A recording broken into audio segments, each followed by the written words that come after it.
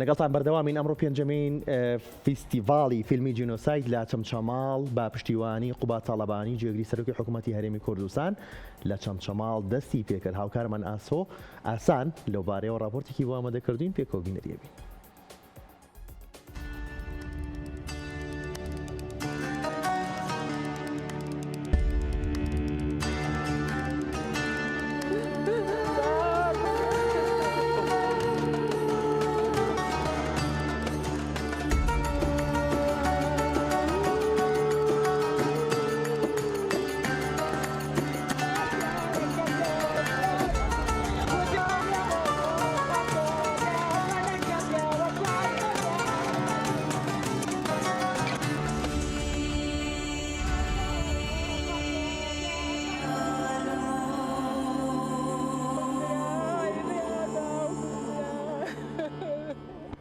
بەڵە سڵاوتان لێبێ ئەمڕۆ لە درێژەی ئەو کار و چالاکیانەی کە بۆ 37مین ساڵیادی کارەساتی ئەنفال لە قەزای چەمچەماڵ ئامادەکاری بۆ کرابوو. ئەلبەتە ئەمڕۆ سەر لە بەیانی پانێڵێک لە سەرۆکاتی زانکۆی چەرموو بەڕێوە چوو. ئێستا وا بڕیارە کاتژمێر 4 فیلم فستیڤاڵی پێنجەمین فیلم فستیڤاڵی جێنۆساید لە قەزای چەمچەماڵ لە مۆنومنتی ئەنفال بەڕێوە بچێ. هەڵبەتە پەیتا هاوڵاتیان ڕۆژنامەنووسان ئەکادیمیان مامۆسایانی زانکۆ سەردانی مۆنومنتی ئەنفالەکەن بۆ ئەوەی لە نزیکەوە سێری ئەو فیلمانە بکەن کە دیاری کراون بۆ ئەوەی لەم چەند ڕۆژەی داهاتوودا عەرز بکرێ. هەڵبەتە ئەمێ باز دەوەشکەم کە زیاتر لە 20 فیلم دەستنیشان کراون بۆی عەرز بکرێن لە هەر چوار پارچەی کوردستان و لە تورکیا وڵاتە عەرەبیەکان و تونسیشەوە فیلم دیاری کراوە بۆ ئەوەی لەم فیلم فستیڤاڵەدا کە پێنجەمین فستیڤاڵی چەمچەماڵە بۆ فیلم جێنۆساید نمایش بکرێت. من بۆ وەرگرتنی زانیاری زیاتر لەسەر پێنجەمین ڕۆژی یادی ئەنفال و یەکەمین ڕۆژی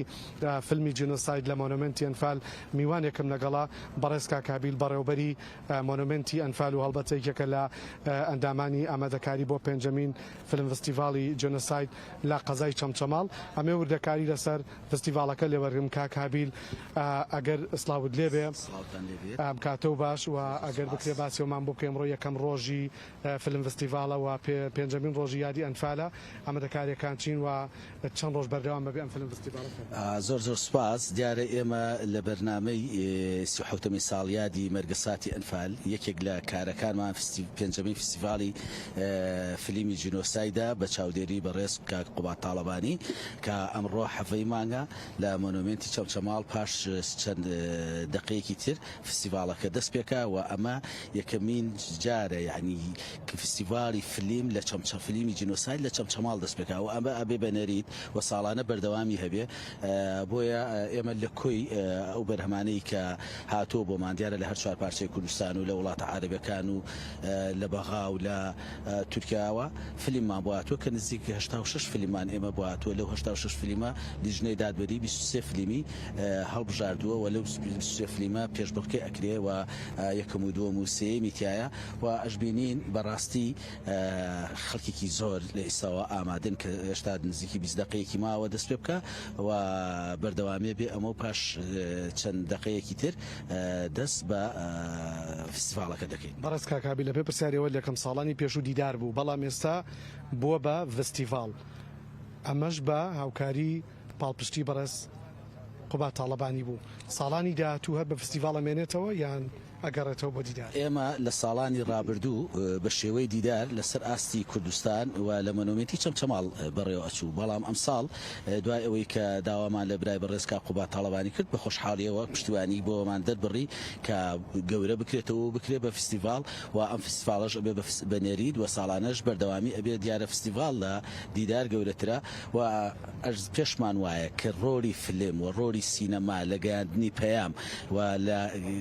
هێشتنەوە و بە زیندوێتی هێشتنەوەی ئەو مەرگەساتەی کە لە ڕابردوو بەسەرمان هاتوو ئەتوانین باشترین ڕێگا بۆ ناساندنی و بۆ گەیاندنی فیلم و سینەمایە و هەموو دنیاش ئەبینین ئێمە سەیری هۆلۆکۆستکەن سەیری جۆکان کرد لە ڕێگەی چەند فیلمێکەوە توانیان بە هەموو دنیای بناسێنن و تا ئێستا ئەوان زۆرترین فیلمیان هەیە. ئێمە لە ڕێگای ئەمەوە ئەتوانین هەم هاندەرێک بین بۆ دەرهێنەران و بەرهێنەرانی فیلم کە لە ئێستاوە ئامادە سازیکەن بۆ ساڵی داهاتوو کە بەرهەمەکانیان بێنن لە فستیڤاڵەیە پێشبڕکێی پێ بکەن. ویستم پرسیاری ئەوە لەکەم هەڵبەت هەوڵێکتان هەیە بۆ ئەوەی کە سوکاریان فالکراوان ئەوانەی کە کارەساتی چیرۆکی بەقۆتیان لایە چیرۆکی کاریگەریان لایە هەر لەم فیلم فستیڤالەیە لەگەڵ دەرێنەرەکانە پێکۆداین نشێن بۆ ئەوەی ئاڵوگۆڕی فکرەکان بکەن و فیلمی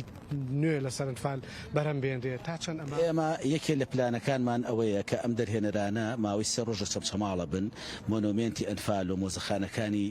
مۆنومنت کە سێ مۆزەخانی لە خۆگرتووە ئەو چیرۆک و ئەو حکایەتانی کە لای ئێمەیە ئەم چەند ڕۆژە لەگەڵیانە باسکەین بۆی ئەمانە بتوانن ئەم چیرۆکانە و ئەم حقیقەتەی کە لە چەمچەماڵ پایتەختی شەیدان و ئەنفال کراوەنەوە گەورەی تاوانی ئەنفال و زیندە بەشاڵکردن و گۆڕی بە کۆمەڵ لە فلیمەکانیانە ڕنگداتەوە. لە دوای فیلم فستیڤالەکەی ئەمڕۆ چەند ڕۆژ بەردەوام بێ و دواتر کار و چالاکیەکان بۆ یادی ئەنفال تاکەی بەردەوامی ئێمە ئەمە لەمڕۆوە دەست پێکا بۆ ماوەی سێ ڕۆژە دوای ئەمە پانێلێکی زانستی مەڵبەندی دوانزە ڕێخستنی چەمچەماڵمان هەیە ئەوش هەر لە مۆنومنتی ئەنفالەکرێ ئەوە کە کاتە دە ڕۆژ بەردەوامی کار و چالاکیەکانی سیحوتەمی ساڵیادی ئەنفال ئێمە لە ساڵانی ڕابردوو ساڵ بە ساڵ یادەکانمان فراوانتر کردووە گەورەترمان کردووە بە زانستیمان کردووە ئەم ساڵ 5 پانێڵی زانستی و ناسان و چاپکردنی کتێب ناشتنی نەمام و فستیڤالی فیلم یعنی زیاتر ساڵ بە ساڵ هەنگاوێنێ پارساڵ هەفتە چالاکی بوو ئەم ساڵ بۆ ماوەی دە ڕۆژ بوو بۆ ساڵانی داهاتوو شارێکەکانمان گەورەتر و فراوانترەکی. زۆر سپاس کاکابیل بەڕێوەبەری مۆنومنتی ئەنفال و یەکێک لە ئامادەکارانی پێنجەمین فیلم فستیڤالی جێنۆسایدی ئەنفال. بەڵێ منەمێ باز دەوەش کەم کە ئەم ساڵ پێنجەمین فیلم فستیڤالی جێنۆساید لەژێر ناونیشانی سیزفایر بەڕێوە دەچێواتە ڕاگررتنی شەڕ کۆتایی هێنان بە شەڕ و ئەمێ باز دەوەش کەم کە دەستگای میدیایی کورسات سپۆنسەری گواستنەوەی پێنجەمین فیلم فستیڤالی جێنۆسایدی ئەنفالی کردووە و ئەم فستیڤالە لە ساڵانی ڕابردوودا چوارساڵی ڕابردوو دیدار بۆ بەڵام بە هەوڵ و ماندووبوونەکانی بەڕێز قوبات تاڵەبانی بۆ بە فیلم فستیڤال هەڵبەتە گرنگی فیلم بۆ گەیاندنی مەسج و نامەی کە سوکاری شەید و ئەنفال کراوان گرنگە و لە ڕێگەی فیلمەوە ئەتوانرێت جینۆسایدی ئەنفال بناسێنرێ بە وڵاتانی جیهان و هەروەها ئەمێ باسی وەشکەم کە ئێستا میوانەکان پەیتا داخلی هۆڵی